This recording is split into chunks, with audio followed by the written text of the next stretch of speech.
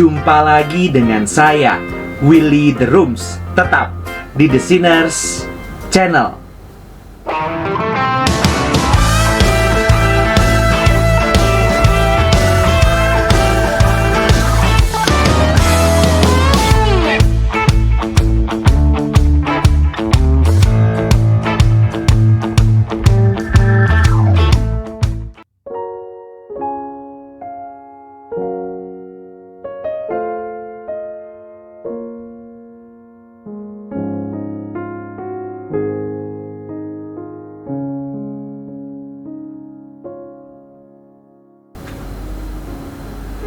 Dengan jumlah penduduk kurang lebih 6,5 miliar jiwa, bumi saat ini sedang menghadapi berbagai masalah lingkungan yang sangat serius.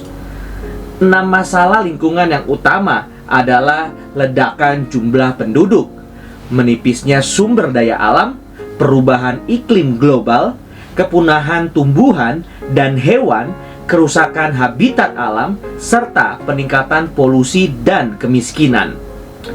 Dapat dibayangkan betapa besar kerusakan alam yang terjadi karena jumlah populasi yang besar, konsumsi sumber daya alam, dan polusi yang meningkat, sedangkan teknologi saat ini belum bisa menyelesaikan permasalahan tersebut. Para ahli menyimpulkan bahwa masalah tersebut disebabkan oleh praktek pembangunan tanpa memperhatikan kelestarian alam, atau disebut pembangunan yang tidak berkelanjutan. Di sisi lain, United Nations (PBB) telah menyusun sebuah konsep Sustainable Development, pembangunan berkelanjutan, untuk mengatasi permasalahan-permasalahan tersebut. Konsep ini didefinisikan sebagai pembangunan yang memenuhi kebutuhan manusia saat ini dengan mempertimbangkan kebutuhan generasi mendatang dalam memenuhi kebutuhannya.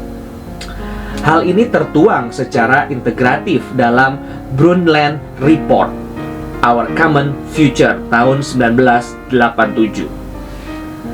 Penerapan konsep Sustainable Development saat ini ternyata jauh dari harapan. Kesulitan penerapannya terutama terjadi di negara berkembang. Salah satunya Indonesia. Sebagai contoh, setiap tahun di negara kita diperkirakan terjadi penebangan hutan seluas 3.180.243 hektar atau seluas 50 kali luas kota Jakarta. Hal ini diikuti oleh punahnya flora dan fauna langka. Hal ini sangat jelas menggambarkan kehancuran alam yang terjadi saat ini. Dapat diambil bukti nyata kerusakan alam tersebut dari berbagai bencana alam yang terjadi di antara tahun 2005 sampai 2006. Tercatat terjadinya 330 bencana banjir, 69 bencana tanah longsor, 7 bencana letusan gunung berapi, 241 gempa bumi, dan 13 bencana tsunami. Dapat disimpulkan bahwa bencana longsor dan banjir disebabkan terutama oleh perusakan hutan dan pembangunan yang mengabaikan kondisi alam. Sedangkan bencana alam lainnya menimbulkan jumlah korban yang banyak karena praktek pembangunan yang dilakukan tanpa memperhatikan potensi bencana. Mengambil contoh banjir yang terjadi di Jakarta Februari 2007, kita dapat memahami betapa besar dampak pembangunan kota terhadap kerusakan lingkungan dan bencana alam. Menurut tim ahli Pusat Penelitian dan Pengembangan Sumber Daya Air, penyebab utama banjir di Jakarta ialah pembangunan kota yang mengabaikan fungsi daerah resapan air dan tampungan air. Hal ini diperparah dengan saluran drainase kota yang tidak terencana dan tidak terawat, serta tumpukan sampah dan limbah di sungai. Akibatnya, debit hujan yang tinggi menyebabkan bencana banjir yang tidak terelakkan. Yang perlu dikaji selanjutnya ialah prinsip teologi reform dalam pengelolaan alam yang sejati dan implementatif. Dalam rangkaian khotbah dari pendeta Dr. Stephen Tong tentang manusia sebagai gambar dan rupa Allah, posisi manusia dideskripsikan sebagai raja untuk menaklukkan dan membudidayakan alam semesta. Hal ini diungkapkan sesuai dengan Kejadian 1 ayat 26 sampai 31 yang berbunyi, "Berfirmanlah Allah, baiklah kita menjadikan manusia menurut gambar dan rupa kita, supaya mereka berkuasa atas ikan-ikan di laut dan burung-burung di udara, atas ternak dan atas seluruh bumi, dan atas segala binatang melata yang merayap di bumi." Hal ini menegaskan bahwa tujuan Allah dalam penciptaan manusia salah satunya ialah untuk mewakili Allah untuk menguasai bumi dan segala isinya. Nampaknya konsep ini ternyata ditafsirkan oleh beberapa ahli seperti Beisner bahwa manusia berhak menghabiskan sumber daya alam untuk kehidupan dan kesenangan manusia karena diciptakan mengatasi alam. Pernyataan ini kemudian mengundang kritik para ahli lingkungan seperti Lynn White yang menuduh bahwa konsep Kristen ini telah mendasari munculnya kerusakan alam karena kapitalisme dan eksploitasi alam secara habis-habisan. Apakah benar bahwa manusia berhak menghabiskan sumber daya alam dan merusaknya? Menelaah lebih lanjut Teologia Reform, John Calvin 1554 telah menulis bahwa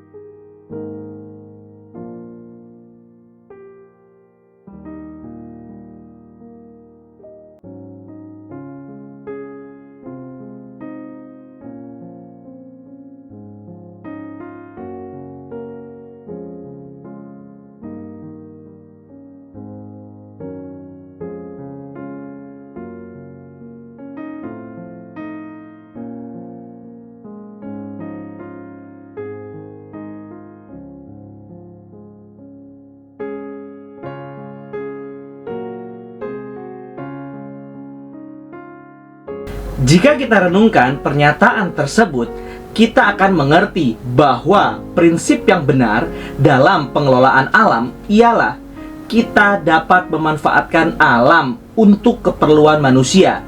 Tetapi Allah juga menginginkan kita mencukupkan diri dengan berkat yang kita miliki serta menjaga kelestarian alam. Tuhan Yesus mengajar murid-muridnya untuk meminta hari ini makanan yang secukupnya. Hal ini menunjukkan adanya batasan Allah untuk manusia mengeksploitasi alam. Bahkan firman Tuhan dalam 1 Timotius mengatakan, memang ibadah itu kalau disertai rasa cukup, memberi keuntungan besar.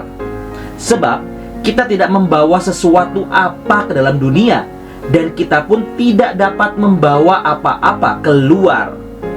Asal ada makanan dan pakaian, cukuplah.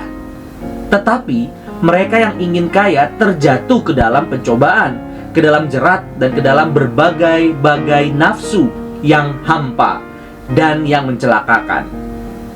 Batasan ini juga terlihat dalam penentuan hari Sabat, di mana Allah memerintahkan manusia untuk tidak bekerja dan mengeksploitasi hamba dan hewan ternak. Selain itu, dalam Perjanjian Lama, setiap tahun ke-7, Allah juga memerintahkan orang Israel untuk tidak menabur dan mengumpulkan hasil yang bertujuan untuk memberikan tanah perhentian dan memulihkan kondisi tanah, serta memberi makan orang miskin dan hewan-hewan hutan. Ayat-ayat tersebut secara tegas menjelaskan tentang keinginan Allah agar alam semesta, termasuk manusia, tidak dieksploitasi secara berlebihan. Sesungguhnya masih banyak firman yang menyajikan bagaimana alam ikut terkena hukuman oleh karena dosa manusia, seperti pada kisah Adam, Nuh, Lot, dan Ahab. Mungkin kita juga harus mengintrospeksi diri di hadapan Tuhan. Apakah bencana yang melanda negeri kita disebabkan karena dosa bangsa kita? Tetapi sesungguhnya Allah menjanjikan Yesus Kristus akan menebus manusia yang percaya dari dosa. Tugasnya juga mencakup memulihkan hubungan antara Allah, manusia, dan alam melalui kematian dan kebangkitannya. Bahkan dalam kitab Wahyu disebutkan tentang langit dan bumi yang baru sebagai puncak dari karya Allah Bapa, Anak, dan Roh Kudus. Tentu saja seringkali pengetahuan manusia akan yang baik bukan berarti mewujudkan praksis yang baik dari pengetahuan itu. Hal ini juga berlaku dalam masalah lingkungan. Banyak warga masyarakat yang mengerti untuk mengelola alam dengan baik. Misalnya, tidak menebang dan membakar hutan, tidak membuang sampah, tidak membuang limbah ke sungai dan sebagainya. Akan tetapi, sedikit orang yang melakukan hal itu. Kinilah saatnya orang Kristen penerus dari pewaris zaman dapat memulai tindakan nyata untuk peduli terhadap lingkungan, khususnya kita yang mendapat anugerah wahyu khusus. Kata kunci yang penting dalam usaha seperti ini adalah solusi yang integratif berdasarkan firman Tuhan, serta kemitraan dan partisipasi semua pihak. Hal ini didasari karena seorang Kristen atau gereja hanya merupakan satu bagian kecil dari usaha ini. Diharapkan dengan melakukan usaha-usaha ini terjadi perubahan yang signifikan pada kondisi lingkungan hidup, terutama di Indonesia. Terima kasih. Tuhan Yesus memberkati. Puji Allah, puji Allah, puji Allah Tritunggal. Mulia-mulia bagi Allah, pemberi kurnia keselamatan.